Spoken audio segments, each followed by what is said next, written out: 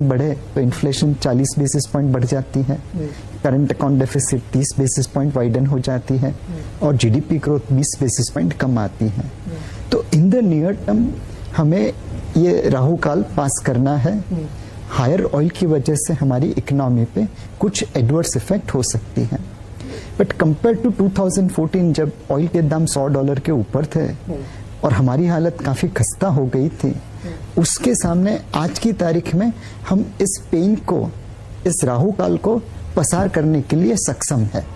बहुत लंबा चलेगा क्या राहु काल, या जल्दी निकल जाएगा? ये सब कुछ घंटे का होता है राहु काल, दिन में एक बार। तो ये सब पुतिन बाबा के ऊपर है और बाइडेन बाबा के ऊपर है। अगर ऑयल की सप्लाई आ जाती है ईरान से, वेनेजुएला से या रशिया या सऊदी से, तो अपना राहु काल जल्द खत्म हो जाएगा।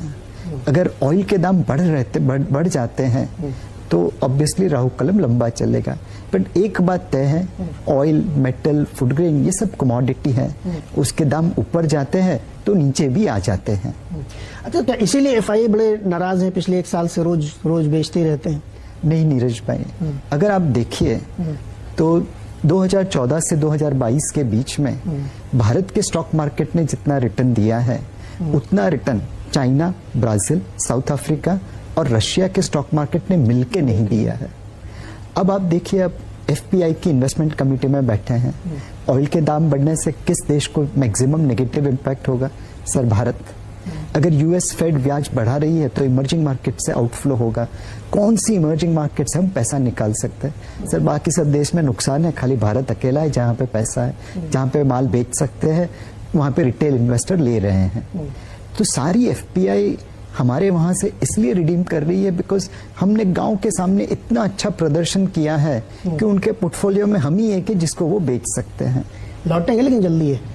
मार्च अप्रैल 20 में जो बेचे थे, नवंबर दिसंबर में खरीदने के लिए आ गए थे, अक्टूबर 21 से लेकर मार्च 22 तक बेच रहे हैं। उम्मीद है कि अगर हम अपने 3 जी को संभाल लें, growth, governance and green. Governance के मामले में हमने China, Brazil, Russia, south Africa को बहुत पीछे छोड़ दिया है। ग्रीन के मामले में भी हमने उन्हें पीछे छोड़ दिया है। ग्रोथ में आज ऑयल की वजह से राहु कालम है, लेकिन आज नहीं तो कल वो खत्म हो जाएगा और वापस ग्रोथ आ जाएगी। तो जो बेच के गए वो वापस लेने के लिए आ जाएंगे, ऐसा लगता है, अगर हमारे 3G growth, governance and green चलते रहे। Growth, governance and green, 3G, ये बढ़िया है। हम लोग 5G तक पहुंचेंगे धीरे धीरे। एक सवाल और ग्लोबल का ले लेते हैं, उसके बाद फिर अपने भारत पे लौटते हैं। ये जो कमोडिटी साइकिल सप्लाई की वजह से, युद्ध की वजह से टर्न हो गया है 200%, 300%, मतलब कोई ऐसी कमोडिटी नहीं जो ना बढ़ी, जो एग्री हो या नॉन मेटल, मेटल सब बढ़ गई है। क्या ये साइकिल, जैसे लोग कहते हैं कि बहुत लंबा चल जाता है कई बार, ऐसी आशंका भी है क्या? सो नीरज भाई, एक बड़ी फैमिली है, उसमें 3 बच्चे हैं, फूड, मेटल और क्रूड। वो 2019 से 2022 के बीच में जो ग्लोबल जीडीपी बढ़ी वो 7.5 ट्रिलियन बढ़ी है। ये 3 बच्चों ने 55% वो जीडीपी के खा गए। ओवरऑल फैमिली में उन 3 बच्चों की कंट्रीब्यूशन 12% है। क्या ये 12% बच्चे या फूड, मेटल एंड क्रूड के 55% रिसोर्सेज फैमिली के ले सकते हैं? आंसर, आज नहीं तो कल वो नहीं होगा। डिमांड डिस्ट्रक्शन आएगा। बाकी के 88% लोग भी तो कुछ मांगेंगे।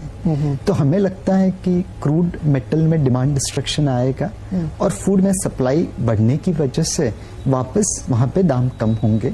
ये जो 12% आइटम 55% डिमांड कर रहे हैं, वो लंबे समय तक नहीं चलेगा। राइट सर, अब भारत की बात। अपने यहाँ ऐसे इतनी सारी हम लोग बातें, कई बहुत सारी चिंताएं की, लेकिन हमारा कॉन्फिडेंस नीचे नहीं, मार्केट नीचे नहीं आने को तैयार है। एक दिन जाता फिर अगले दिन उतना ही तेजी से बाउंस करता है। तो एक ये मुझे बताइए। दूसरा, अब अगर इंडियन मार्केट पे किसी को अपनी पोजीशन बनानी है, अपने पोर्टफोलियो को सुधारना है,